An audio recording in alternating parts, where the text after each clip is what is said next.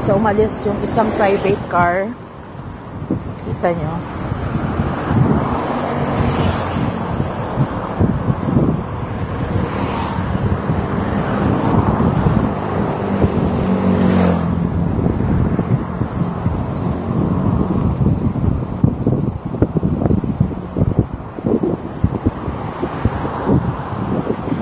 So, ito yung isa sa mga mobile nandito sa harapan. Hindi natin tanungin kung bakit sila nandito.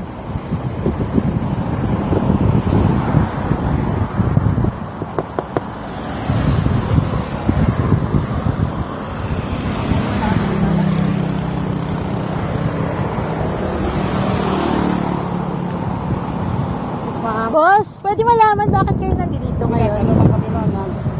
Gano'n na. Record ako, sir, ha? Mag-form ako ng galo, ma'am. Mag-alam mo na ka ng gear. Mag-gear lang daw si Kuya. Ito yung plate number. Kanina, napansin nyo, nung nakita nilang papalapit na tayo, umalis yung isang private car. Ano po kami lang, ang spotting lang. Anong yung spotting nyo, Kuya? Lalagyan ko yan kasi di kayo kasya sa camera. Ayan. Anti-carnapping po. Anti-carnapping. Spotting po kami ng mga plate number. May reports po, Kuya, na may reports po ng... Hindi po, ma'am. Ano lang po, random lang po. Makita lang po namin yung mga improvise sa akin. Yun lang po, ma'am. Mamaya po, lipat po kami, ma'am. Kasi kanina pa daw kayo dito, alas 12 pa po. Medyo Hindi, na... Ngayon lang po kami, ma'am. Kasi may ano po kami, ma'am. May road clearing po kami, ma'am, sa Sumbak. Yung summer vacation.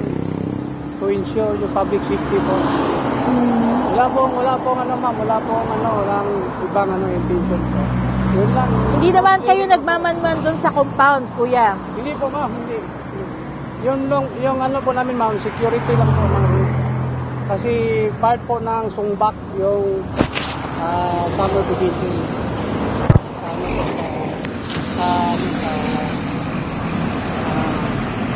Undas.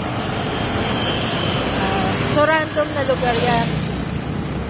Galing po kami, ano, ma'am, boundary. Galing po kami sa Warp. Papunta po. Kasi medyo kanina pa daw tapos may mga dumaan na din na mga patrol cars na galing Tawi-Tawi, Basilan. Opo. Ano lang po, ma'am, sa highway patrol po kami. Naka-live yan. Yes, sa highway patrol po kami, ma'am. Usually po yung pinacover namin, ma'am, spotting is yung anti-carnapping operations. Tinitingnan po namin yung ano, ma'am, yung... Hindi naman yung KOJC kasi ganito po yung... Ma'am, taga Davao po kami, ma'am. Alam po namin yung trabaho namin, ma'am, walang personal public servant po. Isa na lang, Kuya, Yes, po, kasi... Sige po. Hanggang ano oras kayo dito, Ano lang, ma'am, spotting po mamaya, alis na din kami. Hindi po kami magtagal kasi spotting na. Wala po kami hinaabangan dyan, ano, ma'am. Purely spotting na po. Sige, salamat po. Punan mo lang.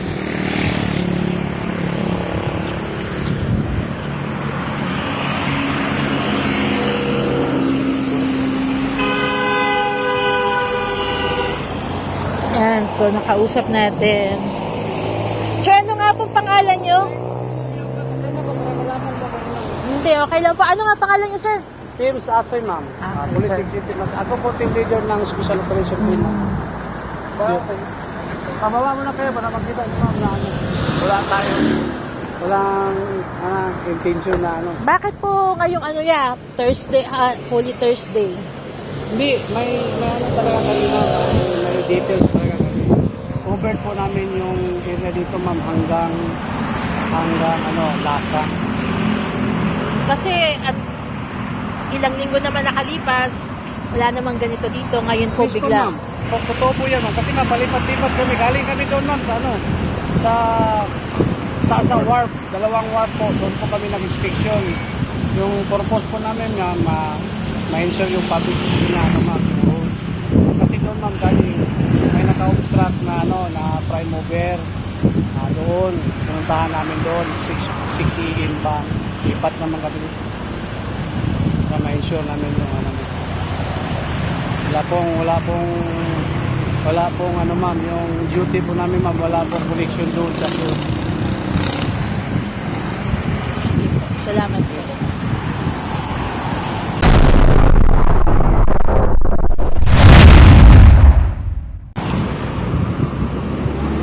Ito na.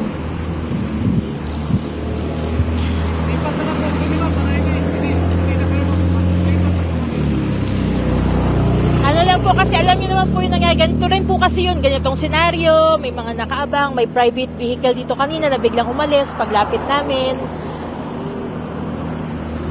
Medyo aware na po kami. Alam na po namin yung mga nangyari. Na pagdaanan na po namin parang nauulit-ulit. So, hindi po namin maiwasan magtaka bakit po biglang may patrol car dito. Alam niyo naman po yung nangyari dyan. Yes, ma'am. Basta, ensure lang po ma'am na yung detail po namin dito, yung trabaho namin, wala pong connection doon po sa Sana nga po. purely ano po ma'am, trabaho lang po. Anti-car natin. Sana nga po. Yes, ma'am. Tapos, yung anak ko ma'am dyan, nag-graduate ng college. Tapos, Sa JMC po. nagpapasa ng board exam ng registered criminologist ma'am, yung anak ko. Bago lang po. Bago lang ma'am. Sige po.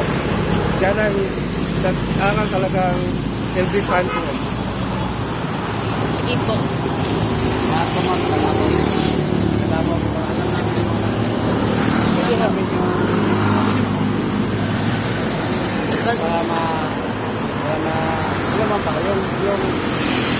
para makapag-express kami ng ano namin Na. kasi alam mo na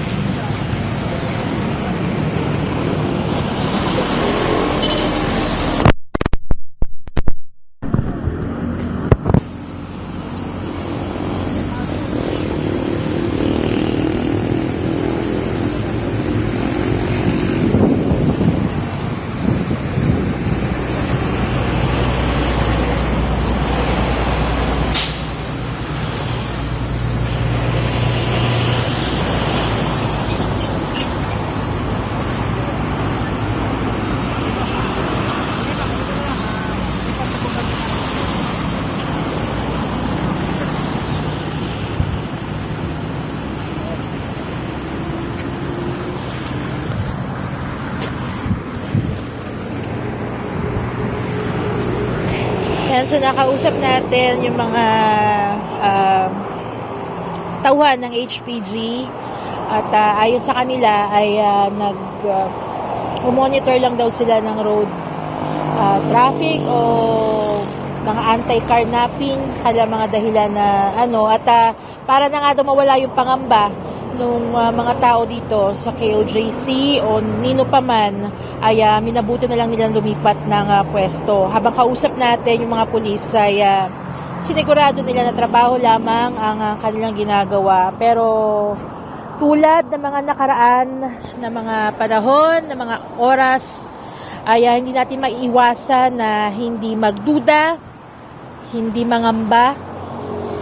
Dahil ganito rin ang kanilang mga taktika, ganito rin ang kanilang mga ginagawa noong nakaraang KOJC siege bago sila gumawa ng mga hakbang na hindi makatao.